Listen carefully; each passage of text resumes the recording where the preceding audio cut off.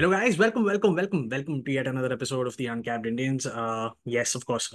First of all, very sorry कि हम Friday नहीं आ पाए. मंडे, वेंसडे और फ्राइडे करने का इरादा था, बट अनफॉर्चुनेटली वो नहीं हो पाया. सो of course Saturday and of course it's just me today. तो धोनी और अंकित अनफॉर्चुनेटली यहाँ पे नहीं आ पाए हैं and because of certain priorities and of course some family commitments. And हाँ, उसके बाद ऑफ कोर्स राखी आ रही है. सो या wish you all for that. But yes, without any further do, एक चीज़ जो मैं कहता रहता हूँ कि प्लीज़ हमें सपोर्ट करिए, हमें इंकरेज करिए, मेंबरशिप ले लीजिए. जस्ट इन केस अगर आप हमें सपोर्ट करना चाहते हैं मॉनेटरी में. कई सारे लोग कमेंट करके कहते हैं कि भैया हमें अपने पापा से पैसे मांगने पड़ रहे हैं. सो प्लीज़, अनटिल अनलेस आप खुद कमाएं और आप वो 30 रुपए पर महीना अफोर्ड कर पाएं, मेरा सजेशन यही रहेगा कि मतलब आप मेंबरशिप तभी लें. और हाँ, ऑफ कोर्स अगर आप मेंबरशिप नहीं लेना चाहते, अगर मॉनेटरीली आपके लिए फीजिबल नहीं है, तो डेफिनेटली आप हमें सपोर्ट कर सकते हैं एटलीस्ट विद अ लाइक और अ शेयर और a comment. And yes, of course without any further do, आज हम क्या करने वाले हैं? आज हम डिस्कस करने वाले हैं चार चीज़ों के बारे में. एक है West Indies versus south Africa. बहुत जल्दी क्विकली मैं आपको एक समरी दूंगा, और एक बहुत इंटरेस्टिंग डेटा आया है हमारे पास, उसके बारे में आपको बताऊंगा. और उसके बाद हम डिस्कस करने वाले हैं केसीए के बारे में, which is the Maharaja trophy.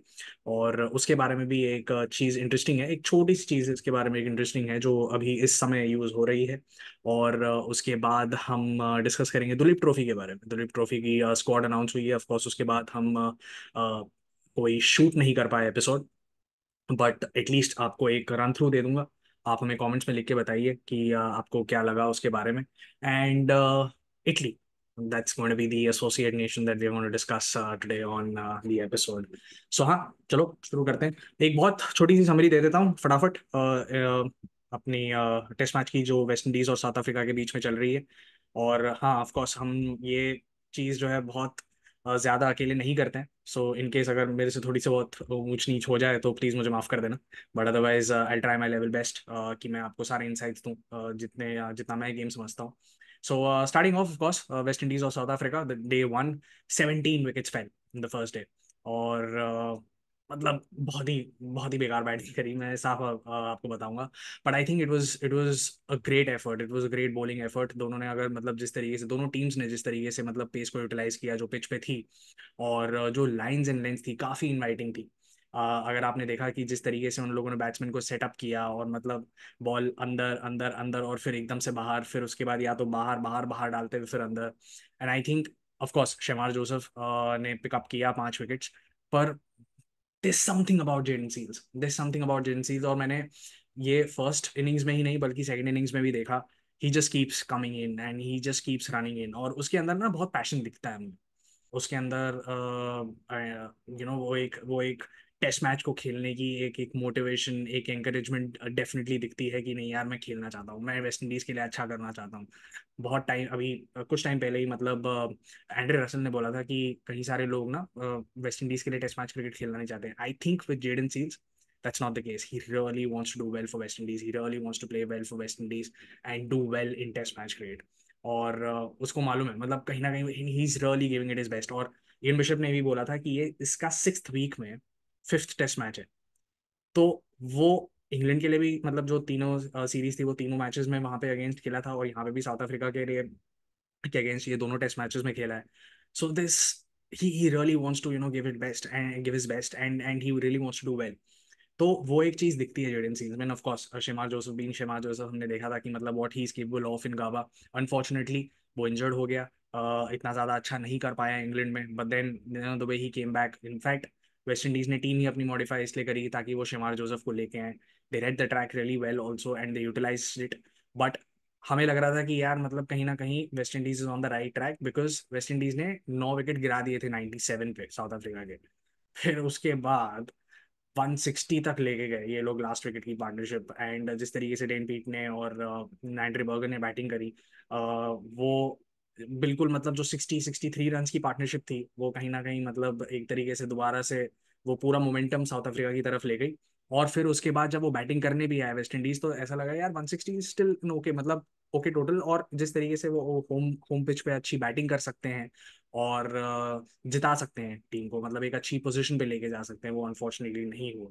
और again we saw the same problem with West Indies batting, मतलब they crumbled and it was a big time collapse यार। मतलब अगेन जेसन होल्डर जो इंग्लैंड के टाइम से ही मतलब बैटिंग कर रहा है, वो उसने 50 मारे, बट उसके अलावा मतलब केसी कार्टी को उसके उसने कुछ स्टार्ट किया, बट ऑफ कोर्स उसके बाद तो मतलब पूरी बैटिंग ही उड़, but I think Nandre Burger bowled really well.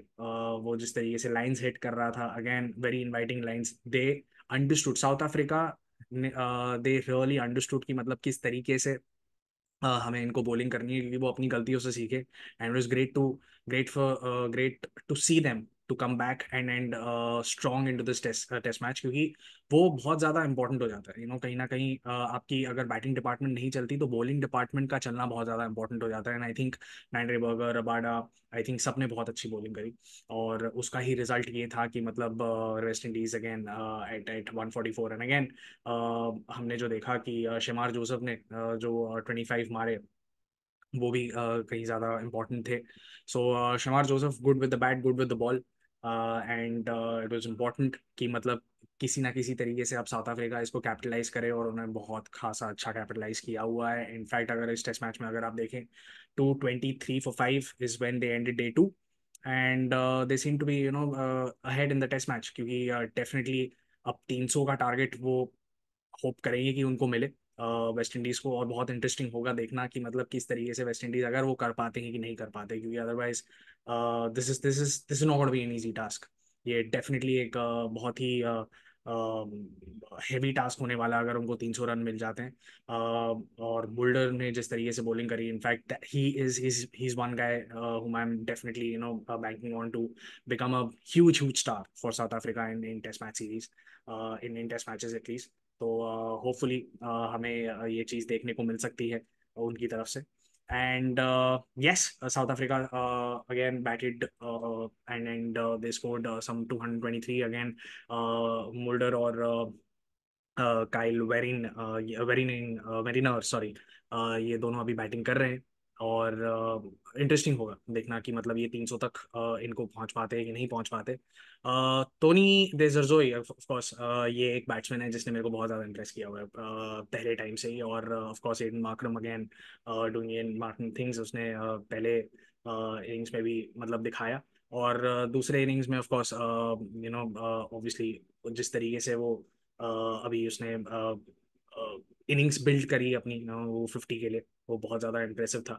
But एक चीज़ जो इंटरेस्टिंग मैं बात कर रहा था, जो मैंने आपको बोला था कि यार एक इंटरेस्टिंग चीज़ है जो मैं आपको बताऊंगा, वो ये है कि क्या आप लोगों ने कभी नोटिस किया है कि मतलब साउथ अफ्रीका में इतने कम ब्लैक बैटर्स क्यों निकलते हैं? Now when I ask you this question, think of a time that apart from Temba Bavuma, ठीक है, आपने पिछले 25 साल में या 30 साल में कभी एक ब्लैक अफ्रीकन ब्लैक बैटर देखा हो? And please don't mind me saying black, क्योंकि मैं यहाँ पे रेसिस्ट नहीं हूँ, बट मैं आपको जस्ट बताना चाहता हूँ, एक एक एक स्टेटिस्टिक्स है, एक इंटरेस्टिंग चीज़ है जो साउथ अफ्रीका के बारे में है, और मैं आपको ये दिखाना चाहता हूँ कि मतलब वो क्या चीज़ है और क्यों है ऐसा कि हमें ज़्यादा ब्लैक बैटर्स नहीं देखने को मिलते, या black players in fact what is it, कि हमें सिर्फ बॉलिंग साइड में देखने को मिलते हैं, या ब्लैक बैटर्स इतने ज़्यादा नहीं देखने को मिलते हैं। एक इंटरेस्टिंग स्टेटिस्टिक्स है।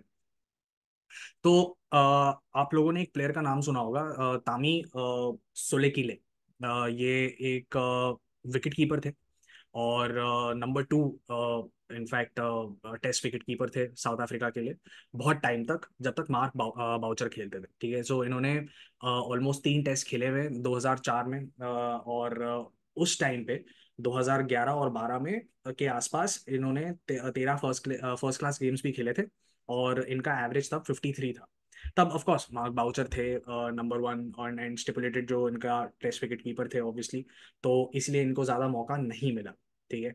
एंड ये साउथ अफ्रीका ए के लिए भी बहुत सारे गेम्स खेले हुए हैं, और बांग्लादेश के साथ इनका रिकॉर्ड बहुत अच्छा है, ऑस्ट्रेलिया ए के साथ भी इनका रिकॉर्ड बहुत अच्छा है। इनफैक्ट उस 2011 2012 की जो सीरीज थी, उसमें भी जब ये गेम खेले थे साउथ अफ्रीका ए के लिए अगेंस्ट ऑस्ट्रेलिया, तब इनफैक्ट इन्होंने मिचेल जॉनसन, पीटर सिडल और नेथन लायन जैसे अटैक्स के अगेंस्ट भी बहुत अच्छा मारा, बहुत अच्छा स्कोर किया था।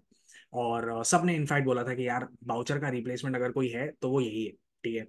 सो अब हुआ क्या कि जब जब इनफैक्ट नेशनल सिलेक्टर जो थे एंड्रू हडसन, उस टाइम पे उन्होंने भी यही चीज बोली थी कि यार बाउचर का अगला रिप्लेसमेंट यही है। फिर उसके बाद सोमरसेट के साथ एक मैच खेलते हुए बाउचर को वो इनफेमस इंजरी हो जाती है, जब इमरान ताहिर की बॉल जो है बेल्स पे लग के फिर उसके बाद बेल्स उनकी आंखों में चली जाती है, and of course that forced retirement immediately, कि उसके बाद वो ऑब्वियसली खेल नहीं सकते थे। और ये बहुत अनफॉर्चुनेट इंसिडेंट हुआ। तब सभी ने कहा कि नहीं यार, अब अब सोलेगिले को आना चाहिए, अब इसमें लेके आना ही चाहिए स्क्वाड में। पर ग्रेम स्मिथ ने क्या किया उस टाइम पे, ग्रेम स्मिथ कैप्टन थे और गैरी कर्स्टन कोच थे, तब उन्होंने क्या किया, उन्होंने कहा कि नहीं यार, हम इसको नहीं लेके आएंगे स्क्वाड में, हम एक काम करेंगे, एबी डिविलियर्स से विकेट कीपिंग कराएंगे। और एबी डिविलियर्स से उन लोगों ने जब विकेट कीपिंग कराई तो उनको एक एक्स्ट्रा बैटर की एक जगह मिल गई, और फिर उन्होंने नंबर 5 पे खिलाना शुरू किया जेपी डुमिनी को, और वो सीरीज भी जीत गए। उन्होंने अपना ये जो मूव था वो किसी तरीके से उन लोगों ने सीरीज जीतकर उसको साबित कर दिया कि नहीं यार, इट वाज एक्चुअली राइट, क्योंकि वो लोग छोटी टीम्स के अगेंस्ट नहीं जीते थे, वो इंग्लैंड के अगेंस्ट सीरीज जीते थे, वो ऑस्ट्रेलिया के अगेंस्ट सीरीज जीते थे। So somewhere down the line सोलेगिले को लगा यार ये थोड़ा सा मेरे लिए दिक्कत हो गई, क्योंकि वहां पे वो स्क्वाड में भी था, ठीक है, वो 15 के स्क्वाड में भी था, पर उसको एक भी मैच नहीं खेला अनफॉर्चुनेटली।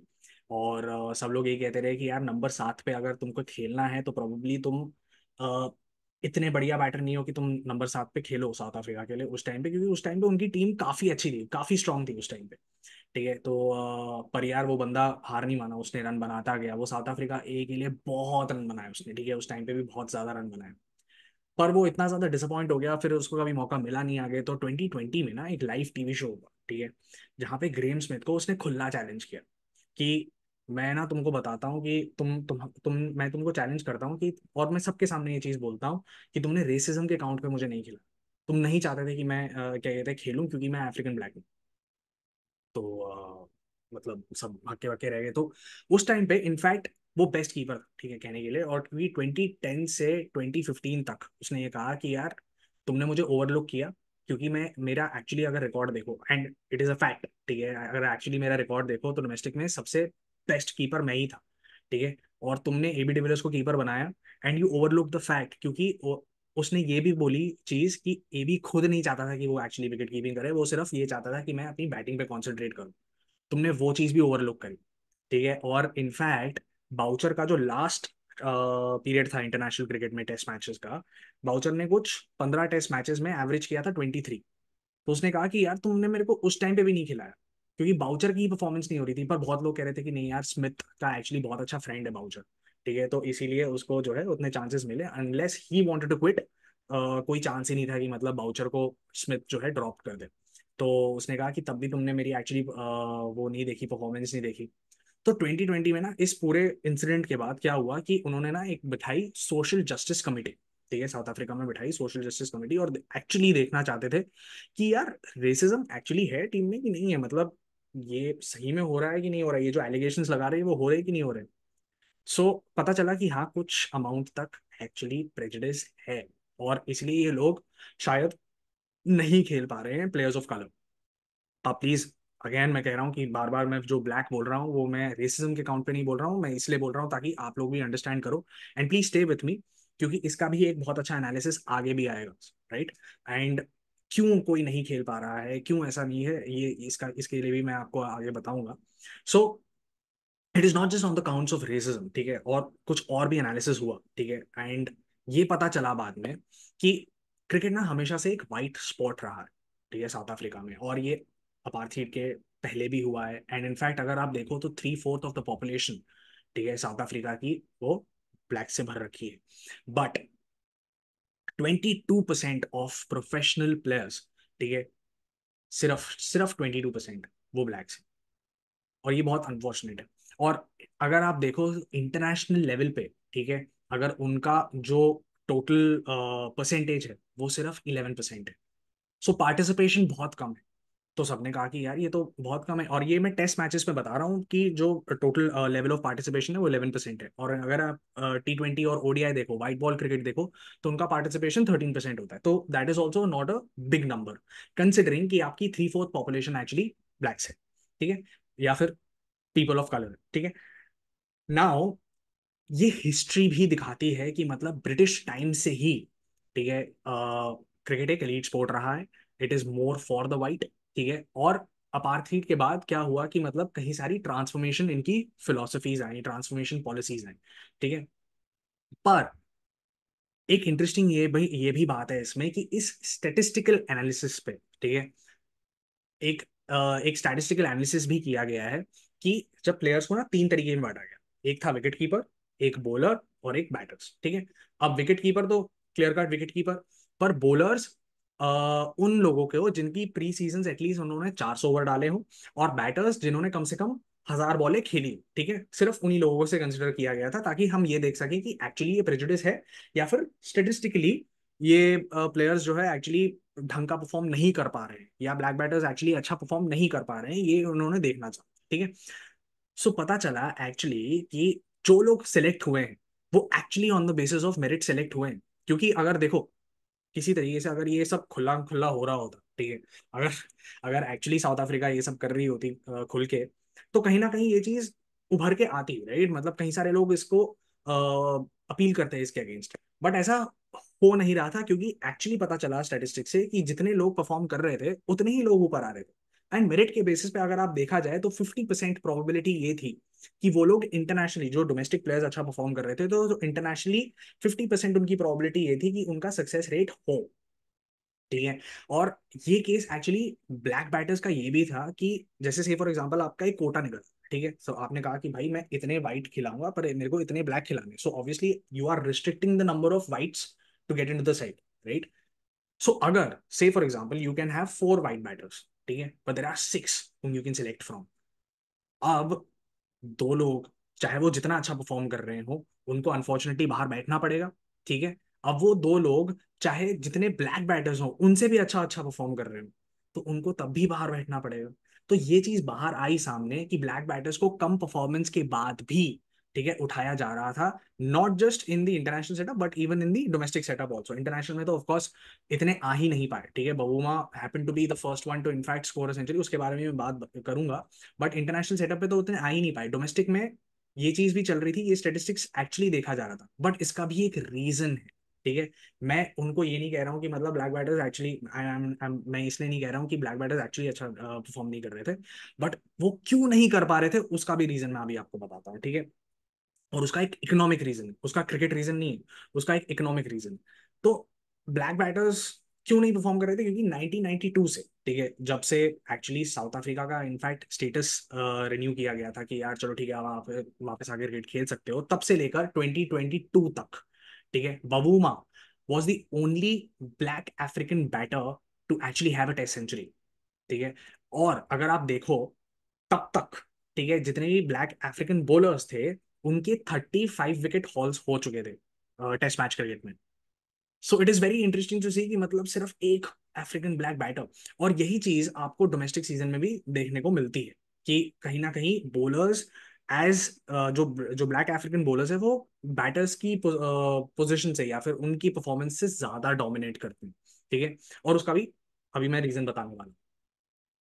तो सीएसए ने भाई अग्री किया कि यार ये तो घपला है। हमें लगा था कि यार ये जो इमरजेंस हुई थी मखाया एंटनी जैसे बॉलर की, जो कि पहला अफ्रीकन बंदा था जो ब्लैक था जिसने एक्चुअली हमें रिप्रेजेंट किया, एंड हमें लगा कि नहीं यार अब सही में कोई उठ के आएगा, you know this will inspire people, now this will motivate you know that sect of the society to come in and play for South Africa, और ऐसे कहीं सारे लोग आएंगे एटसेट्रा एटसेट्रा। तो मखाया एंटनी के बाद उनको लगा कि नहीं यार ये हो सकता है कि अब हम we are on the right track.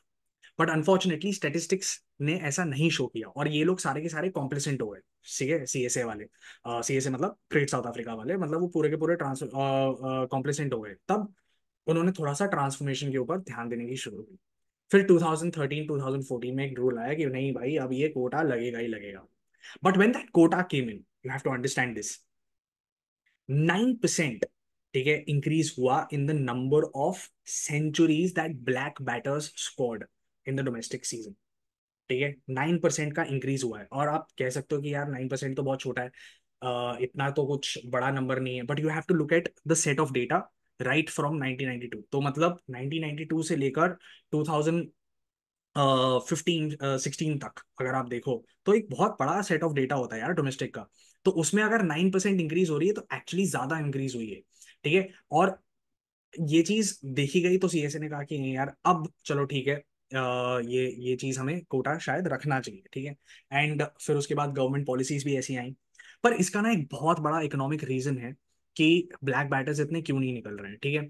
और एक इकोनॉमिक एक इकोनॉमिस्ट ने बोला है कि गवर्नमेंट प्रोग्राम्स को ना थोड़ा सा स्ट्रांग होना पड़ेगा। ऐसा नहीं हो सकता कि यार कि ये जो हमारी जो जीडीपी पर कैपिटा इनकम है वो कम ही रहे, ठीक है। और वो गवर्नमेंट पॉलिसी से ही ज्यादा बढ़ सकती है। अब मैं जीडीपी पर कैपिटा इनकम की क्यों बात कर रहा हूँ, उससे क्रिकेट का क्या लेना देना, बता दो, ठीक है। सो जितने भी अफ्रीकन ब्लैक्स, ठीक है, वो उनका बैकग्राउंड कुछ खास नहीं होता अनफॉर्चुनेटली, ठीक है। व्हेन आई से बैकग्राउंड कुछ खास नहीं होता, they are not financially very well to do, ठीक है। एंड एक स्ट्रॉन्ग गवर्नेंस ही बहुत सारे लोगों को एक पॉवर्टी लाइन से या फिर एक अच्छी इकोनॉमिक पोजीशन पे ला सकती है, ठीक है। और इसीलिए एक जीडीपी पर कैपिटा इनकम का अच्छा होना बहुत ज्यादा जरूरी है। जब जीडीपी पर कैपिटा इनकम बढ़ेगा, तब मिडिल क्लास की जो वेल्थ है वो थोड़ी सी बढ़ेगी, उनका स्पेंडिंग कैपेसिटी बढ़ेगा। जब उनका स्पेंडिंग कैपेसिटी बढ़ेगा तो उनका जो रिस्क टेकिंग एबिलिटी है वो बढ़ेगा। अभी क्या होता है कि मिडिल क्लास है, ठीक है, अगर वो पावर्टी लाइन के नीचे है तो वो क्रिकेट में कैसे इन्वेस्ट कर सकता है? सबसे पहले तो उसके पास पैसा नहीं, दूसरा उसके पास दिलेरी नहीं है वो कि वो रिस्क नहीं ले सकता। क्यों? क्योंकि यार आप खेलोगे या नहीं खेलोगे उसका कोई वो ही नहीं है, उसका उसका इसका कोई गारंटी नहीं है ना। तो आप कैसे खेल सकते हो? आप कैसे किसी बच्चे में इन्वेस्ट कर सकते हो कि नहीं जा, ठीक है यार तू जा खेल। मखाया एंटनी जैसे हर हर हर कोई नहीं निकलता। The first one he was the first one to represent from that sect. तो अगर आप देखो तो मतलब हर कोई वैसा नहीं निकल सकता, तो ऑब्वियसली इन्वेस्टमेंट का एक डर रहता है। और कोई भी इन्वेस्टमेंट, चाहे चलो ठीक है, अगर आपके आपके पास दिलेरी भी है तो आप करोगे कैसे, ठीक है। तो कोई इन्वेस्ट नहीं करेगा इस गेम में। और आपको पैसा चाहिए इस गेम में। अगर आपको एक बैटर बनाना है तो आपको बैट के लिए पैसा चाहिए, पैड के लिए पैसा चाहिए, ग्लव्स के लिए पैसा चाहिए, पूरी किट के लिए पैसा चाहिए, राइट। पर अगर आपको बॉलर है, चलो जो ठीक है, आप एक जूते से काम चला सकते हो। और यही चीज हुई मखाया एंटनी के साथ। मखाया एंटनी खेल रहा था फटे हुए जूतों के साथ, उसको पकड़ा गया कि उसको, हाँ, स्काउट ने पकड़ा कि नहीं यार इसमें रॉ टैलेंट है। 14 साल की उम्र में उसको एक स्कॉलरशिप मिलती है, फिर उसके बाद एक एलीट स्कूल में गया वो। और उस एलीट स्कूल से फिर उसके बाद उसको वो मिला। और मैं स्कूल के बारे में बताऊंगा आपको अभी कि साउथ अफ्रीका में अभी क्या प्रॉब्लम है। 2018 वर्ल्ड बैंक ने ना डिक्लेयर किया है कि भाई साउथ अफ्रीका का जो टॉप 10% है, ठीक है, वो टॉप 71% ओन करता है नेशनल एसेट्स का, ठीक है। और जो बॉटम 60% है, ठीक है, वो सिर्फ 7% लेके बैठा हुआ है। सो कितनी बड़ी डिस्पैरिटी है। और इनफैक्ट अपार्थीड के बाद ये इनइक्वालिटी जो है 1994 के बाद, ये इनइक्वालिटी और ज्यादा बढ़ गई है। सो 2018 में ये डेटा आया कि भाई 55% of south African in fact lived less than $83 a month. $83 a month मतलब आप ऑलमोस्ट पावर्टी लाइन पे हो, ठीक है। और 25% $37 अ मंथ पे जी रहे हैं, विच इज आपके पास फूड पावर्टी है, मतलब आपके पास खाने के लिए पैसा नहीं है। ये प्रॉब्लम। और अगर ऐसी प्रॉब्लम है तो आप क्रिकेट कैसे खिला सकते हो किसी को? आप उस सेक्ट से कैसे एक्सपेक्ट कर सकते हो कि लोग आके क्रिकेट खेले, ठीक है। और ये एक और डेटा है कि सिर्फ 40 ऐसे स्कूल्स हैं साउथ अफ्रीका में, सिर्फ 40 ऐसे स्कूल्स हैं साउथ अफ्रीका में जिसने majority of cricketers south Africa को दिए हैं। सिर्फ 40 स्कूल्स। एंड अपार्थाइड के बाद और ये प्रिडोमिनेंटली सिर्फ वाइट स्कूल्स रहे, ठीक है। और अपार्थाइड के बाद इनफैक्ट ये अभी भी प्रिडोमिनेंटली वाइट है, और पहले कंपल्सरीली वाइट थे, ठीक है। सो अभी भी मतलब कई सारे लोग on on the basis of scholarship और if their families can afford वो डालते हैं स्कूल में। जैसे अभी रबाडा है, ठीक है, ही is a son of a doctor and a lawyer, तो मतलब वो सेंट स्टीफेंस में पढ़ा है, ठीक है।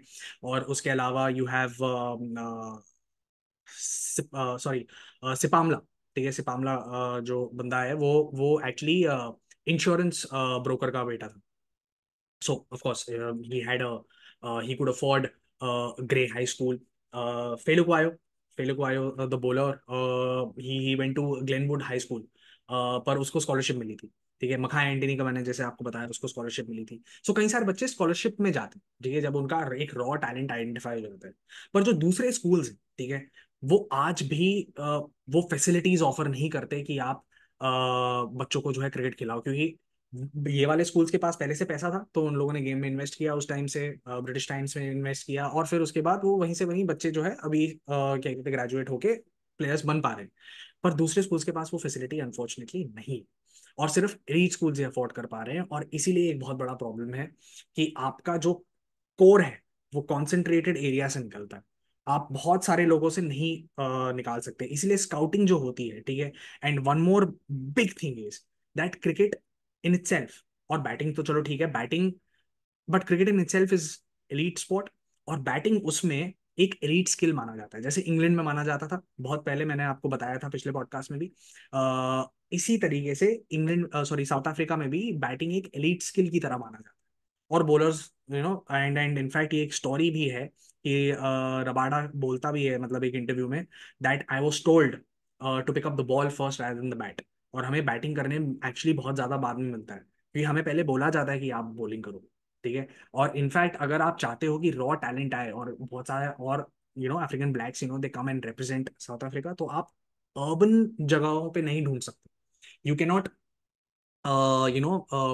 Sort of just be restricted to cities, ठीक है। वो बहुत ज्यादा मुश्किल हो जाएगा, क्योंकि अगर आप सिर्फ सिटीज पे कंसंट्रेट करेंगे और गांव में नहीं जाएंगे, and if you do not go to the country side, then is going to be a problem for you guys to identify raw talent. और वहां पे एक बहुत बड़ी प्रॉब्लम। So yeah, that's a very small insight that I thought that I'd give you guys on South Africa, and why the team is in fact structured this way. A lot of it has to do with history, a lot of it has to do with economy, a lot of it has to do, of course, with schools, and their schooling structure, and yeah, the entire ecosystem in South Africa. So yeah, I mean, West Indies, it's actually very well poised. So let's hope कि मतलब अभी West Indies, they come up with a good chase. At least try and make a test match out of this. If they at least don't, even if they don't win, at least try and make a test match out of this. That's what we can hope for. The next thing that we are going to discuss is something that's happening in India, which is Maharaja. Maharaja trophy के बारे में इतना ज्यादा बात नहीं करेंगे, क्योंकि अभी सिर्फ 4 ही मैच हुए हैं, 2 ही दिन हुए हैं इनफैक्ट, जब से वो खेल रहे हैं। So it's the Karnataka premier league now rebranded as the Maharaja T20 KSCA। And 2009 में इनफैक्ट ये शुरू हुआ था विद 8 टीम्स, तब कर्नाटका प्रीमियर लीग बोलते हैं। And the first winners were Bangalore provident rulers. और बीच में ये 4 साल नहीं खेला गया था, आई थिंक 2012, 2011, 2012, 2020 एंड कोविड के टाइम पे, एंड 2021। एंड अब महाराजा T20 ट्रॉफी पिछले 3 साल से ये चल रहा है, विच इज मतलब अभी ये तीसरा सीजन चल रहा है, विच इज 24, 23 एंड 22। तो बहुत छोटी लीग है, एंड कोई गैप भी नहीं है इनफैक्ट फाइनल्स में। इनफैक्ट 15 दिन के अंदर, 16 दिन के अंदर ये पूरी टूर्नामेंट निपट जा रही है। So yeah, I mean, and we've spoken about this, that it's great that such leagues are happening, but the BCCI should also sort of give them a little bit of leeway कि यार आप चलो ठीक है यार, अभी क्यों पता है बारिश हो रही है हर जगह, ठीक है, और दो मैचेस एक्चुअली रेन अफेक्टेड हो गए हैं। सो अभी इसमें प्रॉब्लम ये है कि मतलब इन लोगों को ना ये टाइम भी नहीं मिल रहा है कि यार हम लोग इतनी सारी सीरीज, ये लीग कैसे कराएं। सो अभी गैप बहुत छोटा है, तो 2-2 मैचेस आप हर दिन करा रहे हो। सेमीफाइनल का चलो ठीक है, आपने एक दिन सेमीफाइनल रखा, फिर उसके बाद एक और सेमीफाइनल एक दिन रखा, फिर उसके बाद फाइनल, और कोई गैप नहीं है इनके बीच में। So something that probably BCCI can look into, because it's a jam packed schedule now. मतलब हर दिन कुछ ना कुछ चल रहा है इंडियन क्रिकेट में यार, हर दिन कुछ ना कुछ चल रहा है। The DPL is about to begin today. So Delhi Premier League वो एक चीज़ है जो आपको फॉलो करनी चाहिए, to know a lot about uncapped players, etc etc. So उनके बारे में भी हम बात करेंगे। But something that very interesting happened, and I thought that आप लोगों को ये चीज़ पता होनी चाहिए, and I'm sure आप लोगों को पता होगा, क्योंकि आप लोग डेफिनेटली आर्डेंट फैंस हैं ऑफ द गेम। तो जो रेंज अफेक्ट हुए हैं उसमें हमने जो सोल्यूशन निकाला, ठीक है, which is the system that we are using is VJD। And VJD basically एक चलो, for those people of course who do not know what VJD is, मैं आपको ये बता दूं कि VJD बेसिकली एक ऑल्टरनेटिव है DLS सिस्टम का, जो इंडिया में बनाया गया था, ठीक है। एंड अगर मैं उसके बारे में आपको थोड़ा सा बताऊं, तो बेसिकली ये मिस्टर V जयदेवन है, जिन्होंने ये डिज़ाइन किया था इन 1998। ये लॉन्च हुआ था। He happens to be a civil engineer from a district called Thrissur in Kerala, and उन्होंने ये चीज डिसाइन करी थी. And I want to quote something that he said, which is that since I was interested in cricket I took the problem to find the target score in cricket when the play is interrupted by rain. And but as my interest in the subject grew, the final output came to be the best. Now I made many attempts to bring the method to the notice of BCCI, and it was Sunil Gavaskar who finally understood its merits and assured to take it forward. And of course, since then BCCI has been very willingly able to sort of accept कि हाँ यार इस बात में दम तो है, इस पूरे इसमें मेरिट तो है. So I just want to sort of keep in front of you the two perspectives, that which is the right method to judge एक क्रिकेट मैच को जज करने के लिए, लाइक अगर बारिश हो जाती है, so whether it is the DLS और whether it is the VJD system. ठीक है, तो मैं आपको कुछ एग्जांपल्स बताऊंगा और आप फिर मुझे उसके बाद बताना कि ये सही है कि नहीं. सो ऑफ कोर्स 2010 में भी इनफैक्ट आईपीएल ने प्लान किया था कि यार नहीं, हम वीजेडी यूज करेंगे. बट तब क्या हुआ कि सबने बोला कि नहीं यार, इसमें फॉरेन प्लेयर्स बहुत ज्यादा है, तो वीजेडी यूज करना जो है ठीक नहीं रहेगा, तो हम डीएलएस ही यूज करेंगे. और तब तक जो है मिस्टर जयदेवन भी मतलब एक कंपनी के साथ काम कर रहे थे, but then he quit his job during COVID. और फिर उसके बाद उन्होंने इसका एक एंड्रॉयड वर्जन भी बनाया. So for people who would like to check that out, please go ahead.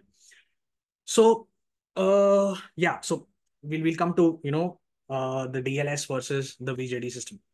सो 2015 में ना एक डीएलएस का एक पूरा सा थोड़ा सा रिवैम्प हुआ था. सो डीएलएस, डकवर्थ, लुइस, स्टर्न.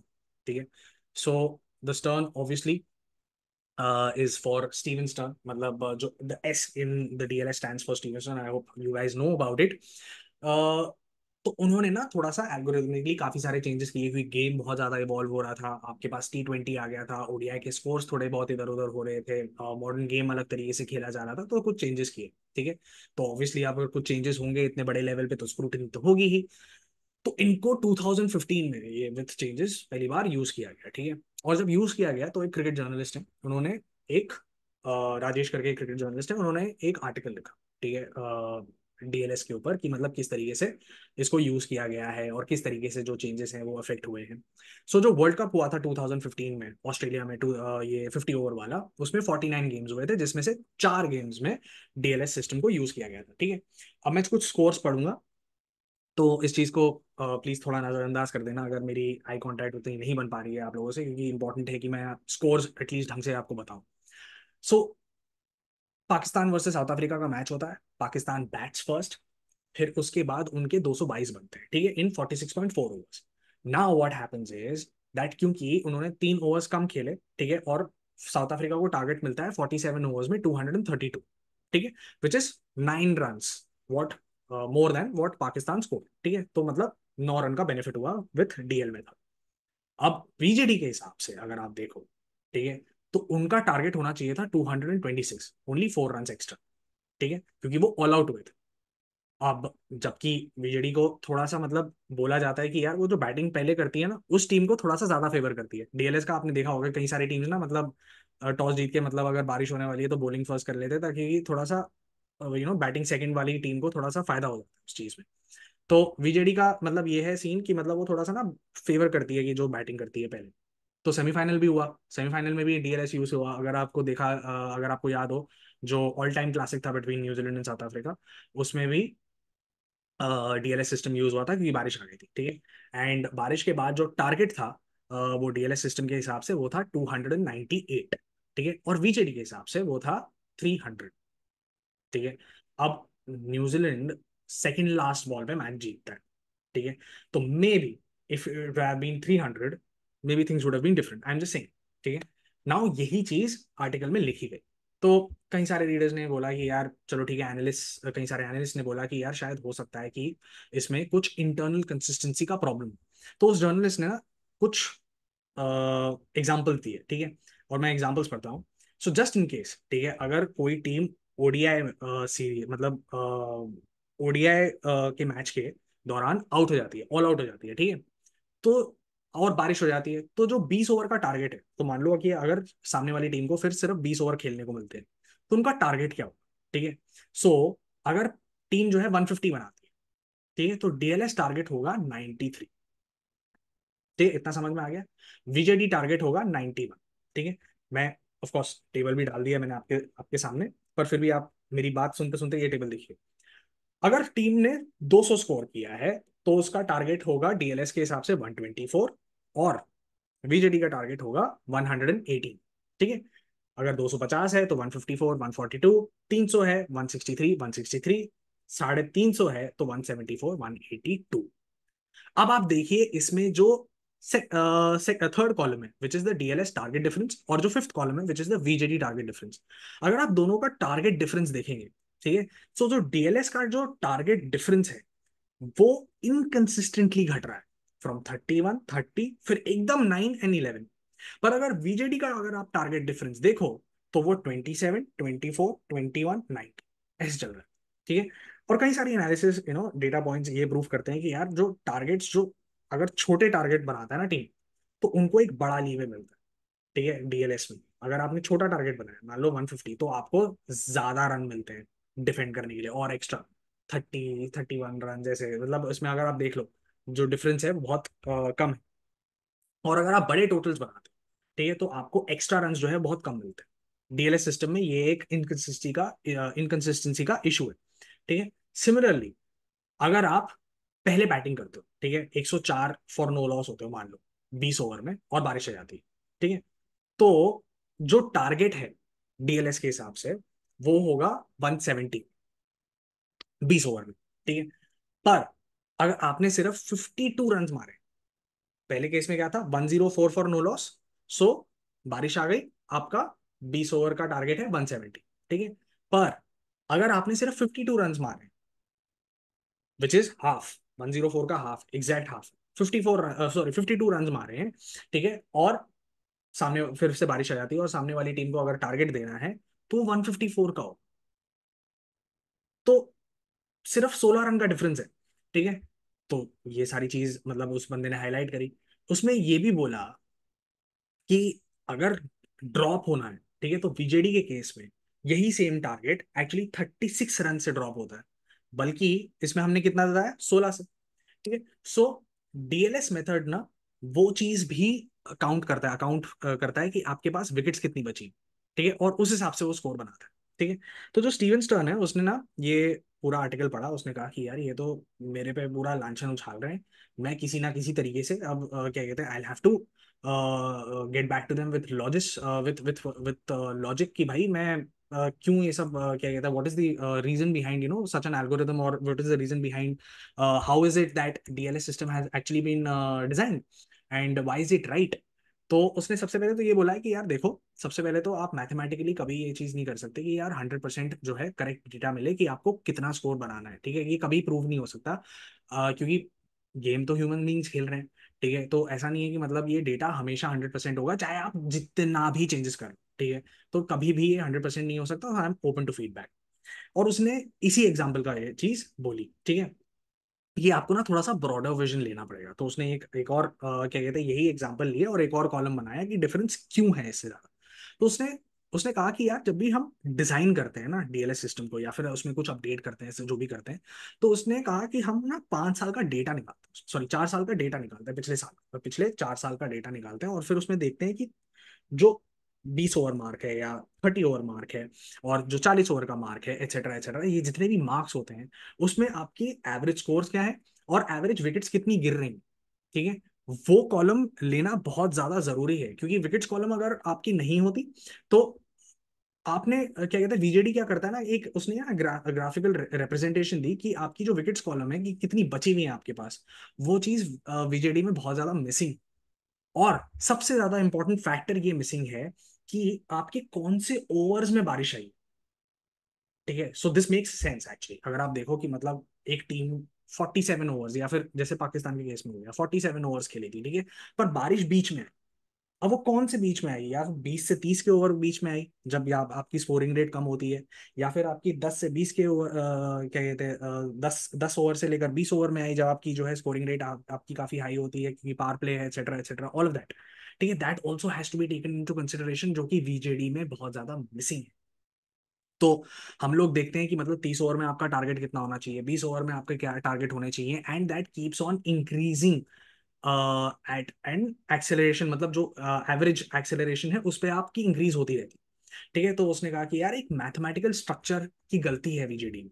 ठीक है, तो आपको ये चीज देखना पड़ेगा, और इसीलिए ये एक बहुत बड़ी एम्बिगुइटी ला सकता है, क्योंकि वीजेडी के पास प्रोजेक्शंस ही नहीं है। ठीक है, एंड इन एडिशन उसने कहा है, and I quote, in addition, while some of the target values produced by DLS may give you the appearance of being intuitively inconsistent or inaccurate, close inception reveals that they follow observed data extremely closely, and the apparent inconsistencies are cleared up when the target values are given the proper full context. तो उसने कहा कि भाई आप पूरा full context देखो, एक broader vision देखो, आप बस ये मत देखो सिर्फ निट पिकिंग करने से कुछ नहीं होगा, कि बस ये मैंने एग्जांपल ले लिया है कि ये एग्जांपल ले लिया तो क्या कहते हैं उसमें होगा। उसने 2022 के एक इंटरव्यू में भी कहा है कि मैं चाहता था तो मैं अलग ही T20 के लिए भी एक अलग डीएलएस बना देता, ओडीआई के लिए भी अलग डीएलएस बना देता, मेंस और वुमेन्स क्रिकेट के लिए भी अलग डीएलएस बना देता, पर अभी तक इसकी नीड नहीं लग रही है। स्टेटिस्टिक्स ने हमें दिखाया कि इसकी कोई नीड नहीं है। मैं हर जुलाई 1 को, ठीक है, पिछले 4 साल का डेटा निकालता हूँ और मैं देखता हूँ कि भाई इसमें कुछ चेंजेस करने की जरूरत है कि नहीं करने की जरूरत है। अगर मुझे कुछ मॉडिफाई करना है तो मैं छोटा मोटा मॉडिफाई करके फिर उसके बाद प्रोग्राम को लॉन्च कर देता हूँ। अगर नहीं तो मेरे को अभी तक जरूरत नहीं पड़ रही, क्योंकि हम क्या देखते हैं कि रन्स की स्कोरिंग एक एवरेज एक्सेलरेशन के हिसाब से देखते हैं। तो अब वो चाहे वुमेन्स क्रिकेट हो चाहे मेंस क्रिकेट हो, what ever it may be, हमें जरूरत नहीं पड़ रही तो अभी तक हमें जरूरत नहीं पड़ रही। आप ये भी तो देखो ना, सब कह रहे हैं कि भाई पावर प्ले में ज्यादा रन स्कोर होते हैं, वो नहीं देख रहा। अरे भाई पावर प्ले में ज्यादा रन स्कोर होते हैं तो पावर प्ले में बैट्समैन जो है विकेट्स भी ज्यादा गंवाता है, क्योंकि वो उतने रिस्क ले रहा है। ठीक है, और वो कोई नहीं देख रहा है। तो फिर उसके बाद वीजेडी का मतलब मिस्टर जयदेवन का आया कि भाई इसने हमारे बारे में इतना कुछ लिखा है, तो ये जरूरी है कि मतलब हम भी लिखें। तो उन्होंने कहा कि यार देखो, ठीक है, आपने कहा कि ओवर्स की बात नहीं हो रही कि कौन से ओवर में जो है ये बारिश आई है एक्सेट्रा एक्सेट्रा। तो हम क्या कहते हैं, ये अकाउंट नहीं करता कि मतलब सारे ओवर्स मतलब जितनी कंसिस्टेंटली की मतलब स्कोर होने चाहिए, वो वो चीज हम अकाउंट नहीं करते। हमें हमें ये जरूरी नहीं है कि, से फॉर एग्जांपल, ठीक है, मैं आपको एक एग्जांपल देता हूँ, लाइक से फॉर एग्जांपल आपका पावर प्ले चल रहा है या फिर आपके जो है डेथ ओवर्स चल रहे हैं। ठीक है, सो 45 से लेकर 50 है। अब 45th ओवर में आपने जितना मारा, जरूरी नहीं है कि 46th ओवर में आप उतना मारोगे, या फिर 46th ओवर में आपने जितना मारा, जरूरी नहीं है कि 47th ओवर भी उतना ही प्रोडक्टिव होगा। सो हम ये सारी चीजें भी कैलकुलेटिव तरीके से लेते हैं वीजेडी में, जो कि डीएलएस में मिसिंग है। आपने कहा कि भाई कौन से ओवर्स, तो वो हम इस तरीके से हम इसको न्यूट्रलाइज करते हैं पूरे इफेक्ट को। ठीक है, और आपके डीएलएस में काफी सारी स्टेटिस्टिकल इनकंसिस्टेंसी है, और इसीलिए इस मेथड में कोई साइंस नहीं है। ठीक है, और ये मतलब पूरा मेथड जो है साइंटिफिक नहीं है। ठीक है, उसने एग्जाम्पल भी बताया, जैसे से फॉर एग्जाम्पल अगर एक टीम 57 फॉर 1, ठीक है, आफ्टर 22 ओवर्स बारिश आ जाती है, तो उनका टारगेट है 134, डीएलएस पे बनता है 22 ओवर में। अगर 70 फॉर 1 है, ठीक है, बेटर स्कोर है, तो टारगेट बनता है 164, विच इज 30 रन मोर। ठीक है, which is at the rate of 2.34 run मोर पर ओवर। पर यही चीज अगर वो 83 फॉर 1 है, मतलब आपने और 13 रन बढ़ा दिए उसमें, ठीक है, आफ्टर 22 ओवर्स, तो उनका टारगेट सिर्फ 167 है। तो आपने 13 रन ज्यादा किए, पर सिर्फ 3 रन एक्स्ट्रा बढ़ाया अपने टारगेट में, और वो भी आपने जो है सिर्फ 0.23 रन पर इंक्रीज किया। वो क्यों है? तो इसका मतलब वो इनकंसिस्टेंसी है। पर एक और एग्जांपल दिया उसने, जैसे से फॉर एग्जांपल 57 फॉर 0, ठीक है, तो टारगेट है 157, पर 57 फॉर 1 है। ठीक है, 57 फॉर 1 से वो 23 रन ज्यादा है। आप समझ रहे हो? बट अगर 70 फॉर नो लॉस है, तो उसका टारगेट है 167, और 70 फॉर 1 है तो उसका सिर्फ 3 रन बढ़ाया जाता है। तो एक बहुत बड़ी इनकंसिस्टेंसी है इस चीज में, कि आप ये देखो कि मतलब जिस तरीके से टारगेट बढ़ रहा है, जैसे मैंने आपको वो पिछले वाले टेबल में भी दिखाया था।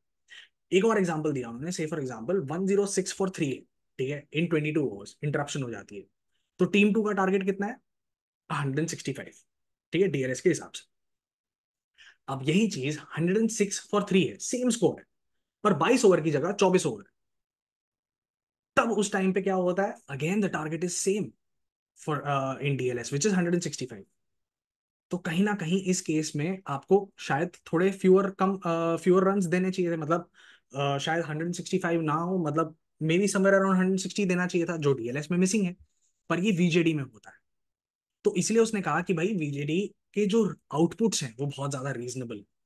ठीक है, तो ये एक चीज थोड़ी सी मुझे लगा कि यार ये आपको चीज बतानी चाहिए। अब आप बताओ कि with so much of course the calculations and so much examples जो मैंने आपके साथ शेयर करें, आपको क्या लगता है कि मतलब कौन सा सिस्टम सही है या कौन सा सिस्टम गलत है? ठीक है, या ऑफ कोर्स इसमें गलत सही तो कुछ नहीं है, बट कौन सा सिस्टम रिक्वायर्स मोर इम्प्रूवमेंट्स? ठीक है, और आईसीसी को वीजेडी अपनाना चाहिए या डीएलएस अपनाना चाहिए, या आप हमें comments में बता सकते हैं। ठीक है, अब आखिरी दो टॉपिक क्विकली रन थ्रू करते हैं। ठीक है, और इसमें मैं चाहूंगा कि अगेन आपका इनपुट मिले। जो इम्पोर्टेंट चीज है वो है दुलीप ट्रॉफी, शुरू होने वाली है 5 सितंबर से। बहुत सारे ऐसे कॉल्स हैं जो जो लोग कह रहे हैं कि यार अब शायद हमें चेतेश्वर पुजारा, जो कि थर्ड हाईएस्ट रन गेटर थे पिछले रणजी सीजन में, ठीक है, हमें उनको बाय बाय करना पड़ेगा। हनुमा विहारी, मतलब ये एक तरीके से एक स्टेटमेंट है कि अब Cheteshwar Pujara, Hanuma Vihari scored 522 runs. Ajinkya Rahane has just helped Lancashire, sorry Leicester, to actually get into the semifinal. ठीक है, सो वनडे कप खेल रहे हैं वहां पे, तो उनको एक तरीके से इनडायरेक्टली बाय बाय बोल दिया है कि नहीं अब आप ले लो रिटायरमेंट, अब आपकी वापसी नहीं हो सकती इस टीम में। ठीक है, so maybe I am thinking कि अगर if things go downhill, then probably ये हो सकता है कि हाँ वर्ल्ड टेस्ट चैंपियनशिप से जस्ट पहले अगर वहां तक हम क्वालिफाई कर जाते, वैसे तो कर जाएंगे, पर अगर वहां तक हम क्वालिफाई कर जाते तो प्रोबेबली शायद वापस उनको दोबारा बुला ले। ऐसा ना ही हो, क्योंकि अगर ऑब्वियसली अगर आप अच्छी टीम बिल्ड करना चाहते हो, अच्छा कोर बिल्ड करना चाहते हो, तो आप चाहोगे कि मतलब एक डेफिनेटली जो जो आपका जो प्लेइंग 11 है वो स्टेबल रहे। ठीक है, अगर ये लोग वापस आते हैं तो वो इंस्टेबिलिटी दिखाएगी टीम में, मतलब वो ऑपोजिशन को भी दिखाएगी। सो अगर आपने अभी नहीं लिया है, then it doesn't really make sense. तो ऑफ कोर्स एक तरीके से एक इनडायरेक्ट इशारा है कि चेतेश्वर पुजारा, जिनके रहाणे और हनुमा विहारी के लिए ऐसे ऐसे कई सारे प्लेयर्स हैं इनफैक्ट यार, जो मतलब एज की वजह से मिस आउट करते हैं। मेरे हिसाब से सचिन बेबी जो सेकंड हाईएस्ट रन गेटर थे, ठीक है, पिछले रणजी सीजन में, इनफैक्ट एक तरीके से आप ये भी समझ लो कि अगर इट इज एज की वजह से ही नहीं किया गया है, मतलब ऐसा नहीं है कि मतलब सिर्फ एज ही एक फैक्टर है। ये भी आपकी आपकी पेडिग्री भी देखी जाती है, आपका मेडल भी देखा जा रहा है, और कई सारी चीजें और भी देखी जा रही हैं, पर उसमें एक दो चीजें और भी हैं जो मेरे को थोड़ा सा लगा कि नहीं यार ये थोड़ा सा डॉजी है, क्योंकि बहुत क्लियर कट मैंडेट था कि अगर आपको इंडिया के लिए रेड बॉल क्रिकेट खेलना है तो आपको रणजी में बहुत अच्छा खेलना पड़ेगा, राइट? पर कई सारे आई थिंक सिलेक्शंस आईपीएल के बेसिस पे भी हुए हैं, उसके बारे में भी बात करूंगा। दो तीन सिलेक्शंस और हैं, जैसे कि वेंकटेश अय्यर, मुझे लगता था कि यार मतलब उसको एक दुलीप ट्रॉफी में शायद देना चाहिए था, but he is now playing the one day cup. क्यों जाने दिया उनको? उनको शायद एक मौका दे सकते थे, maybe in the second leg once the one day cup is over, probably he be back and then probably he be playing the second leg of the Duleep trophy, you never know. Rinku Singh, बहुत सारे लोग कह रहे हैं कि यार उसको test में मौका दो, देना चाहिए था उसको मौका, नहीं मिला अभी भी। तो प्रॉब्ली अगेन सेकंड लेग में हो सकता है कि उसको मौका मिले।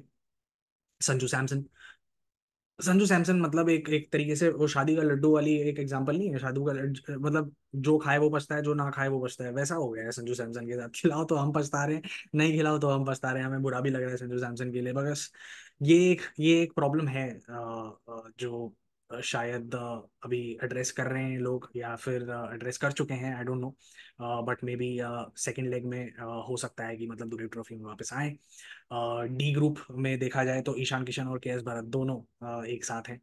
मुझे ऐसा लगता है कहीं ना कहीं कि ईशान किशन को प्रोबेबली फर्स्ट लाइनअप में खिलाया जाएगा, शायद केएस भरत की जगह ना बन पाए in the first 11 at least, but I think somewhere down the line Duleep trophy में ये देखना चाहेंगे कि सारे टीम में सबको चांस मिले कहीं ना कहीं। But I think KS Bharat has had his chances, not just in the of course the domestic sides, but also playing for India as well. उसके बारे में आप हमें कमेंट्स में बता सकते हैं कि आप क्या सोचते हैं। पृथ्वी शॉ, ही इन आई थिंक उन्होंने बहुत कम मैचेस खेले पिछली बारी रणजी में भी, but in the matches that he played उन्होंने काफी 400 काफी अच्छा परफॉर्म किया है। 451 रन बनाए थे, एवरेज भी उनका अच्छा था, 50 का एवरेज था almost. So that is again, बहुत सारे लोग बोल रहे हैं कि नहीं यार खिलाना चाहिए। एक चीज मुझे बहुत इंटरेस्टिंग लगी, विच इज मुशीर खान, जो उनके भाई के साथ हुआ, ऑफ कोर्स मतलब कि उनको इतना ज्यादा टाइम वेट करना पड़ा है इंडिया के कॉल अप के लिए।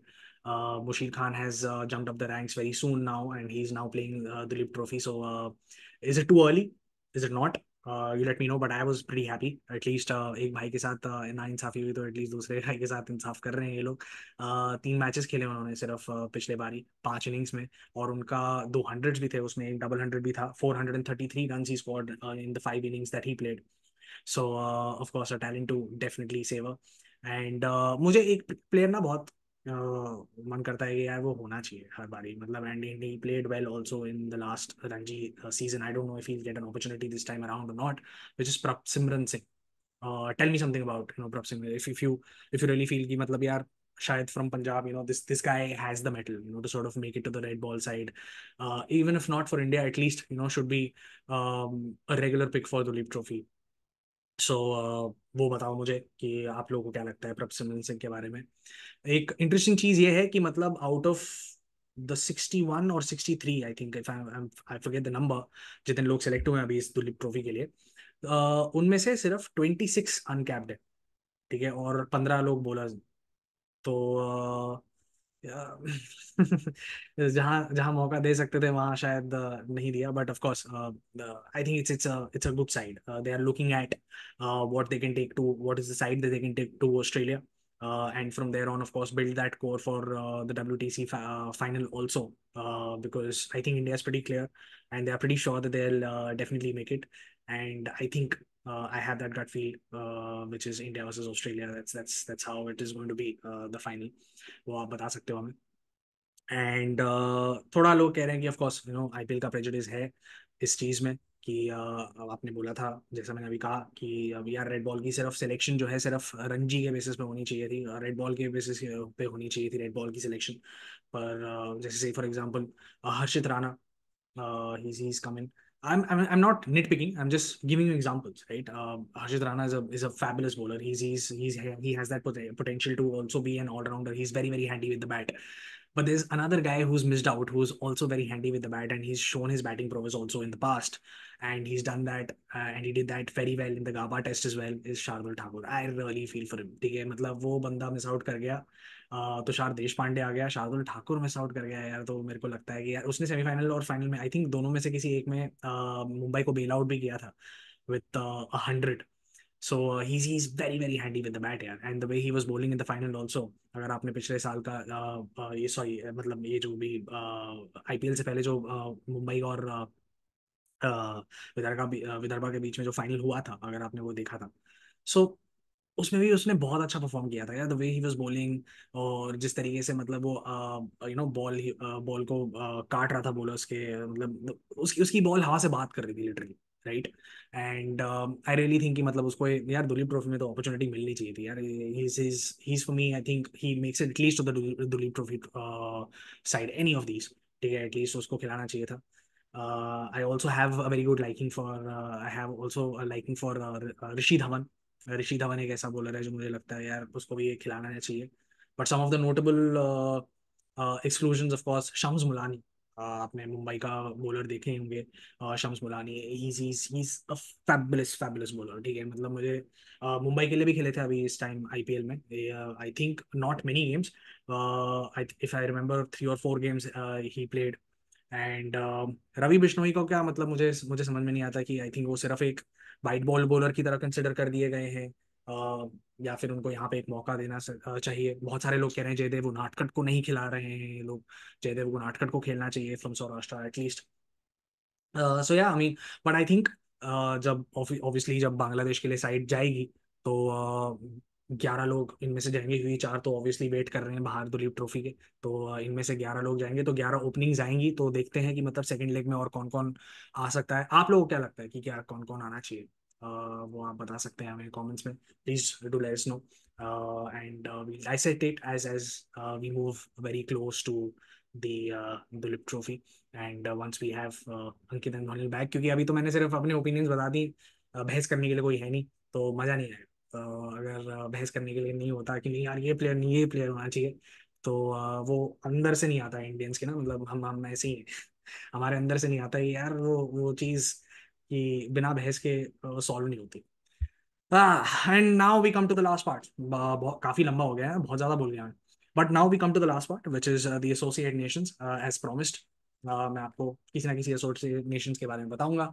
पिछली बार हमने डिस्कस किया था कि क्वालिफिकेशन राउंड कैसे होगा सारे एसोसिएट नेशंस का, तो इस बार हम डिस्कस करेंगे एक ऐसे नेशन के बारे में जिसने पिछले 4-5 साल में काफी अच्छी प्रोग्रेस दिखाई है, and that happens to be Italy, ठीक है। सो आईसीसी के हिसाब से the earliest that Italy has played the game of cricket is 230 years back. ठीक है, सो 1793 में सबसे पहला रिकॉर्ड हुआ था गेम, एंड 1984 तक, ठीक है, उनको अफिलिएट स्टेटस मिला था। तो आप देख लो कि मतलब कितना बड़ा गैप है, कितना बड़ा गैप है, ऑलमोस्ट 200 साल का गैप है। ठीक है, एंड करंट टीम में काफी सारे ऑस्ट्रेलियंस खेल रहे हैं, साउथ अफ्रीकन खेल रहे हैं, इंग्लैंड के खेल रहे हैं, इंडिया के खेल रहे हैं। पर उसमें से कुछ अमेजिंग स्टोरीज हैं, वो बताऊंगा। 2024 का जो T20 का वर्ल्ड कप हुआ था, उसमें भी मतलब ये लोग रह गए थे बस 7 रन से रह गए थे क्वालिफाई करने से, क्योंकि आयरलैंड ने इनको हरा दिया था 7 रन से। So they were pretty close to qualifying for it, but unfortunately इस वाले वर्ल्ड कप में वो नहीं आ पाए। एंड करंटली उनकी रैंकिंग 29th है। ठीक है, सो एक बंदा है सिमोन गैम्बिनो। ठीक है, वो बंदा एक्चुअली पास्ट चेयरमैन था, एंड अब एक ऑनरी प्रेसिडेंट के हिसाब से काम कर रहा है वहाँ पे। उसने ना 2 किताबें लिखी ऑन इटालियन क्रिकेट। वो एक्चुअली किताबें इटालियन लैंग्वेज में ही लिखी हुई हैं। सो मैं आपको सजेस्ट करूंगा कि अगर आप उसके बारे में जानना चाहते हैं तो डेफिनेटली उसका एक इंग्लिश वर्जन आप खरीद सकते हैं। एंड उसने लिखा है कि मतलब यार, throughout the 19th century ना, क्रिकेट एक्चुअली बहुत एलीट स्पोर्ट था, और एलीट लोग ही खेलते थे उस चीज को। तो उस टाइम पे 2 क्लब्स थे। ठीक है, एक जियोना क्रिकेट क्लब था और एक एथलेटिक क्रिकेट क्लब था। और उसके साथ साथ मतलब फुटबॉल भी काफी ग्रो हो रहा था, but football was outpacing the growth of cricket उस टाइम पे। ठीक है, तो जब फासिज्म हुआ वहाँ पे, तो काफी सारी ब्रिटिश जितनी भी चीजें थी, इंग्लिश चीजें थी, उन सबको हटाया जा रहा था। ठीक है, एक्सेप्ट फॉर फुटबॉल, बाकी सारी चीजें हटाई दी, एंड इसलिए क्रिकेट भी हट गया। एंड वापस आया ये 1945 में, क्रिकेट वापस आया आफ्टर फासिज्म 1945 में। सो 1980 में क्या हुआ कि सिमोन गमीनो ने एक एसोसिएशन, सॉरी एसोसिए एक सेकंड मैं दोबारा से बोलता हूँ इसका नाम, Associazione Italiana cricket. Okay, so now please, by all means, go and criticize my Italian. But what this means is Italian Cricket Federation. ठीक है, ये चीज मैंने फिर भी कहा कि चलो ठीक है, नाम बताऊंगा आपको, मेरे को इतनी इटालियन आती नहीं है, तो अगर आप मेरे को करेक्ट करना चाहें तो वो भी आप करेक्ट कर सकते हैं, वो भी आप कमेंट में बता सकते हैं। 1984 में फिर उसके बाद इन लोगों को आफ्टर 4 years ऑफ एस्टेब्लिशमेंट इन लोगों को अफिलिएट स्टेटस मिला। और फिर उसके बाद एक टीम गई 1993 में। ठीक है, एमसीसी की टीम। और जब वो गई तो उसके बाद बहुत अच्छे से एडवर्टाइज किया सिमोन ने। और फिर उसके बाद 2 साल बाद उसके, विच इज इन 1995, उन लोगों को जाके एसोसिएट नेशन का टैग मिला। ठीक है, अब एसोसिएट नेशन क्या करता है? एसोसिएट नेशन का जैसे ही टैग मिलता है तो फंडिंग आती है। ठीक है, रिकग्निशन होती है, तो ओलंपिक बॉडीज से आपको जो है रिकग्निशन मिलती है। सो कहीं ना कहीं बहुत सारे ऑस्ट्रेलियंस और साउथ अफ्रीकन ना एक्चुअली खेलना चाहते थे। फिर उसके बाद वो कहते थे कि नहीं यार, हमें खेलना चाहिए, आई थिंक इनको एक एसोसिएट नेशन का टैग मिल गया है। बहुत सारे लोग उस टाइम पे यही बोलते थे, आयरलैंड के बारे में भी, स्कॉटलैंड के बारे में भी। ठीक है, पर कई सारे लोगों ने एक अपॉर्चुनिटी देखी एसोसिएट नेशंस में, कि यार ये अभी छोटा है, जब बड़ा बन जाएगा तो हम भी इसके साथ साथ बड़े बन जाएंगे। तो कई सारे लोग आना चाहते थे। अब उस टाइम पे ना जो रूल था, उस टाइम पे ये रूल था आईसीसी का कि यार, आप तब तक किसी को नहीं खिला सकते, ठीक है, जब तक एक परमानेंट रेजिडेंस ना हो किसी का। ठीक है, या फिर बर्थ ना हुआ हो उस कंट्री में। सो अगर एक ऑस्ट्रेलियन को आके मतलब वहां पे खेलना है, no matter whether he is a citizen और नॉट, अगर उसके पास डुअल सिटीजनशिप भी है तो भी नहीं, वो नहीं खेल सकता unless he has permanent residence या फिर बर्थ, ठीक है, हुआ हो उसका वहां पे। तो ये पहले रूल हुआ करता था आईसीसी के साथ। तो उस टाइम पे मतलब कुछ लोग खेलते थे, अब इस चीज को नजरअंदाज किया गया। अब वो डेलिबरेटली किया गया कि नहीं किया गया वो नहीं पता। पर 2001 में एक प्रॉब्लम हुई जहां पे आईसीसी ने ये चीज आइडेंटिफाई करी कि उनके 4 प्लेयर ऐसे थे जो कि क्वालिफाई नहीं हो सकते इस चीज के लिए। ठीक है, वो उस टीम में क्वालिफाई नहीं होते ऑन दीज ग्राउंड्स। तो मतलब जो इटालियन फेडरेशन थी, मतलब उन्होंने फिर अपने आप को विड्रॉ किया, बट विदाउट सैंक्शन। ठीक है, विदाउट सैंक्शन वो विड्रॉ हो पाए। और फिर अनफॉर्चुनेटली जो 2003 का वर्ल्ड कप हुआ था साउथ अफ्रीका में, जहां पे वो एक्चुअली क्वालिफाई कर सकते थे, वो नहीं कर पाए। ठीक है, एंड लास्ट 20 years में even with lack of resources जो है, अच्छे से मेंस और वुमेन्स क्रिकेट टीम जो है इनकी बहुत अच्छे से डेवलप हुई है। बहुत अच्छे से इन लोगों को ये लोग ऊपर आए हैं, अपनी रैंकिंग्स में ऊपर आए हैं। सो अर्ली 2000s में कई सारे माइग्रेंट्स आए थे, मतलब आपके इंडिया के माइग्रेंट्स, सब कॉन्टिनेंटल माइग्रेंट्स बहुत थे, मतलब इंडिया के, बांग्लादेश के, श्रीलंका के, ठीक है, हर जगह से। और हम ही जाके खेल रहे हैं हर जगह, ठीक है। बट इसके अलावा ऑस्ट्रेलियंस और साउथ अफ्रीकन ने भी बहुत अच्छा किया हुआ है वहाँ पे, मतलब इटालियंस, इटालियन टीम में, ठीक है, ऑस्ट्रेलियंस की तादाद थोड़ी सी ज्यादा है, ठीक है। तो ऐसे में आपने सुना होगा जो बर्न्स के बारे में, जो अभी अभी रिसेंटली चले गए। पर उसके अलावा ना दो भाई है वहाँ पे, ठीक है, और उनका नाम है बेन एंड हैरी मेनेंटी, ठीक है। सो इनके ना इटालियन ग्रैंड पेरेंट्स थे, और इटालियन पासपोर्ट्स था इनके पास। सो ये दोनों अभी भी साउथ ऑस्ट्रेलिया के लिए भी कभी कभी खेलते हैं, और इटली के लिए भी कभी कभी खेलते हैं, तो ये ट्रैवल करते हैं दोनों तरफ, साउथ ऑस्ट्रेलियन रेडबैक्स के लिए खेलते हैं, ठीक है। एंड बहुत सारे लोग तब यही कहते थे कि यार क्यों जा रहे हो वहां पे, ठीक है। और यही चीज मतलब इन लोगों ने तब, जैसा मैंने कहा कि यार आयरलैंड के लिए भी बोलते थे, स्कॉटलैंड के लिए भी बोलते थे, पर इनको मजा आता था कि इटली को हम रिप्रेजेंट करेंगे, वहां जाके टर्फ विकेट देखेंगे, हमें कूल लगता था बहुत ज्यादा, पर लोगों को इतना कूल नहीं लगता था, ठीक है। और बहुत सारे लोग ये कहते थे कि यार क्यों खेल रहे हो वहां पे जाके, मतलब किसी नॉवेल्टी वैल्यू के लिए खेल रहे हो, या फिर अपने नंबर बढ़ाने हैं तुम्हें, क्यों कर रहे हो ये सब, मतलब तुम चाहते हो कि मतलब तुम एक इंटरनेशनल प्लेयर की काउंट में आ जाओ, और फिर मतलब वहां पे जाके बेकार टीम्स के साथ खेल के अपने नंबर बढ़ाओ, ऐसे थोड़ी होता। तो उनको लगा कि, उन्होंने फिर भी इस चीज पे कोई ध्यान नहीं दिया, उन्होंने कहा कि यार चलो छोड़ो, लोग तो कहते हैं, लोगों का काम है कहना। और फिर उसके बाद उन्होंने रियलाइज किया कि अब हम एक्चुअली अच्छा खेल रहे हैं यहाँ पे, ठीक है, मतलब खेलते खेलते उन्होंने रियलाइज किया कि यार हम अच्छा खेल रहे हैं पिछले 4-5 साल में।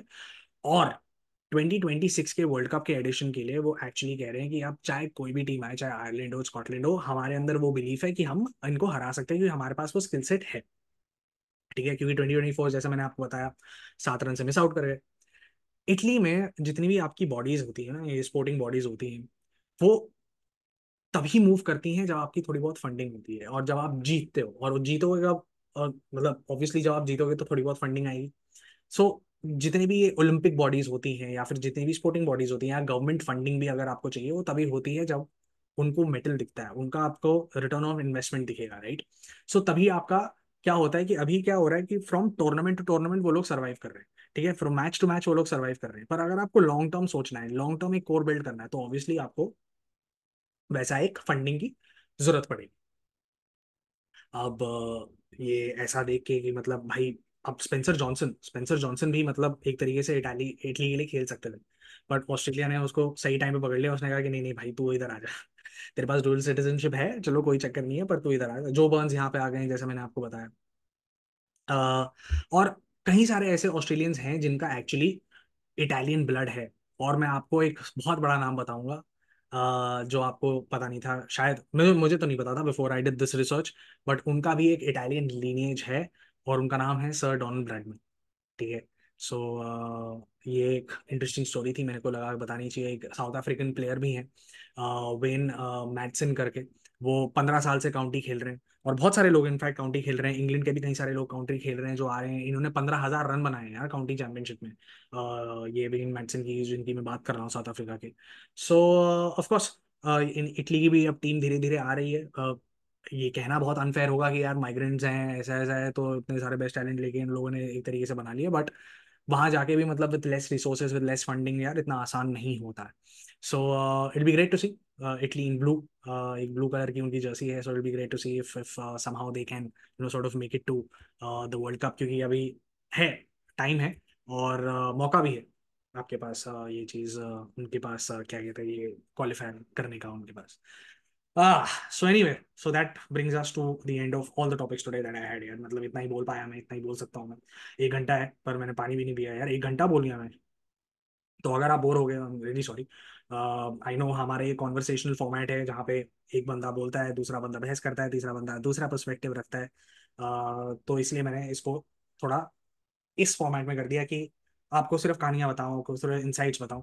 बाकी आपको क्या लगता है इंसाइट्स के बारे में, साउथ अफ्रीका के बारे में क्या लगा आपको, वीजेडी और डीएलएस का के बारे में क्या लगा आपको, इटली के बारे में क्या लगा आपको, दुलीप ट्रॉफी, जो पहले 3 टॉपिक्स हमने डिस्कस करे, वो तो definitely they are all in up for debates. तो आप बताइए हमें कि आपको कैसा लगा। And of course, hopefully, by the next episode, both of them will be back, or at least one of them will be back. Or even if I am not there, at least two of them do it. So somehow or the other. And of course, keep giving us the love that you have always. Like, share, and subscribe. We are on YouTube, we are on X, we are on Facebook, we are on Insta. Spotify and Amazon. Thank you so much, guys. And yes, of course, before I leave, uh, happy Rakhi to all of you. And yeah, we'll see you on Tuesday. Thank you so much, guys.